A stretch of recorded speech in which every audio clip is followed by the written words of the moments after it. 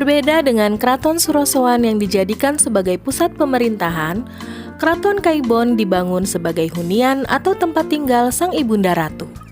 Seperti yang sudah dibahas dalam video kami yang sebelumnya, bahwa Keraton Kaibon ini dibangun oleh Sultan Syafiuddin sebagai persembahan untuk ibunda yaitu Ratu Aisyah. Sultan Syafiuddin merupakan Sultan Banten ke-21. Sedangkan ibunda dari Sultan Syafiuddin, Ratu Aisyah, merupakan istri dari Sultan Muhammad Muhyiddin Zainus Shalihin yang merupakan Sultan ke-16 yang memerintah Banten pada tahun 1799 sampai 1801.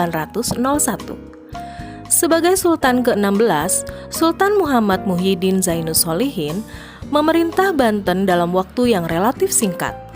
Karena Sultan Muhammad Muhyiddin Zainus Shalihin yang merupakan ayah dari Sultan Muhammad Syafiuddin wafat, sehingga kedudukannya diganti oleh putranya Sultan Muhammad Syafiuddin yang masih berusia 5 tahun.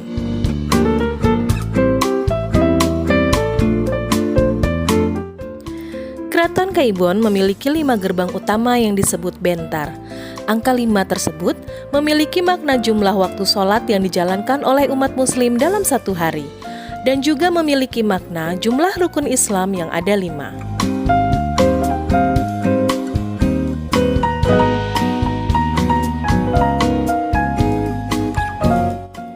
Sisa-sisa bangunannya yang masih bisa dilihat yaitu gerbang di bagian utara, kolam, dan tempat istirahat yang bernama Balai Kembang Rara Denok. Betapa canggihnya dan hebatnya arsitektur Kaibon Banten, keraton ini dikelilingi oleh arus air, bahkan arus air tersebut terhubung ke laut. Selain itu, dalam konstruksi inti keraton Kaibon tersebut juga dibangun sebuah masjid dengan pilar-pilar yang tinggi dan megah.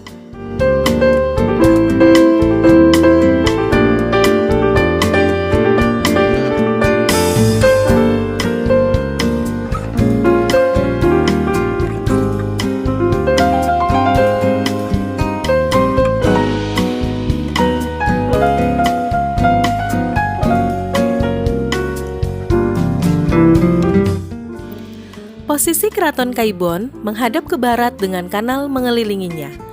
Kanal tersebut berfungsi sebagai jalur transportasi yang menghubungkan Kaibon dengan Keraton Surosowan yang letaknya berada di bagian utara.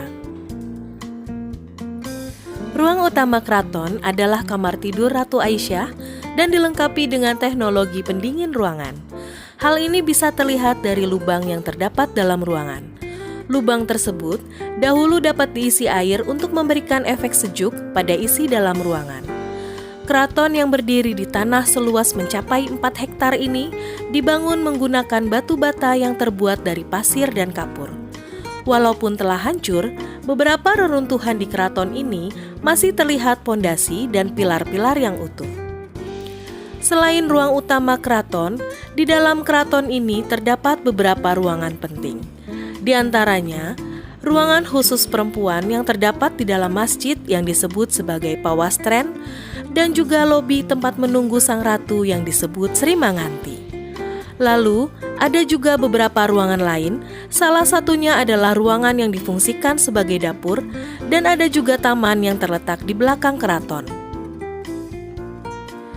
Di tengah keraton, terdapat gerbang Paduraksa dan Singayaksa yang sepertinya berfungsi untuk pemisah antara bangunan luar keraton dengan bangunan utama, yaitu kediaman Ratu Aisyah.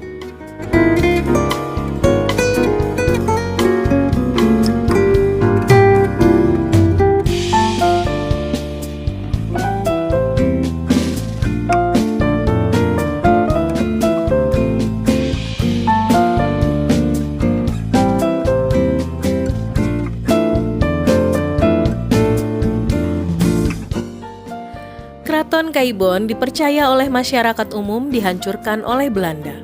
Ternyata, ada cerita lain yang mengatakan bahwa komplek istana ini justru dihancurkan oleh rakyat Banten sendiri.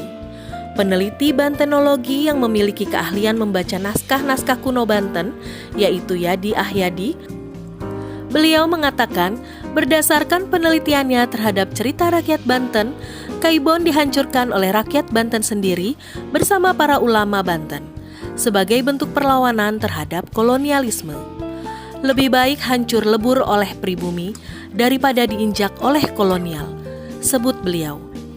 Yadi menuturkan, VOC menguasai Banten pada tahun 1683, masa di mana Sultan Abu Nasyar Abdul Qohar atau Sultan Haji yang mengkhianati ayahnya sendiri, yaitu Sultan Ageng Tirtayasa. VOC membiarkan Kesultanan Banten berkuasa di bawah kontrolnya sampai VOC dibubarkan pada tanggal 1 Maret 1796.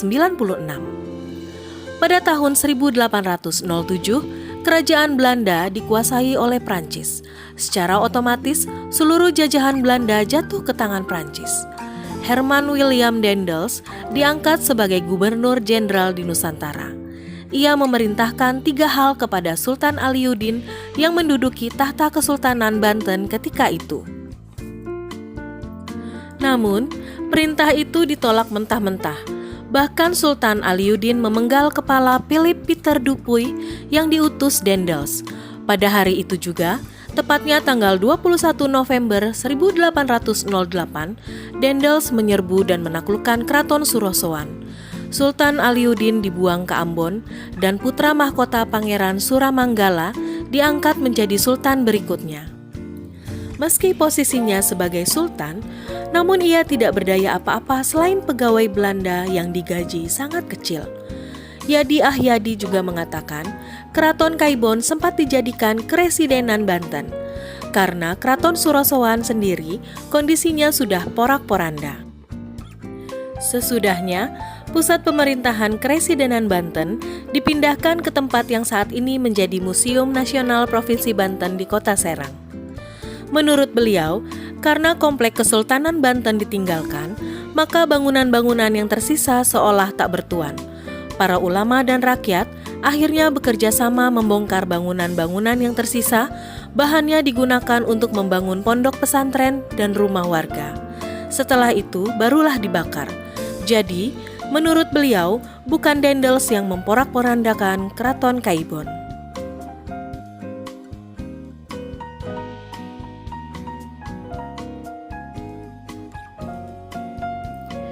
Kira-kira, kalian meyakini cerita yang mana teman-teman? Yang pasti, terlepas dari berbagai versi sejarahnya, warga Banten harus bangga bahwa di daerah kita ada sebuah situs bersejarah yang sangat indah dan kaya akan nilai budaya. Jangan lupa mampir ke Keraton Kaibon ya teman-teman.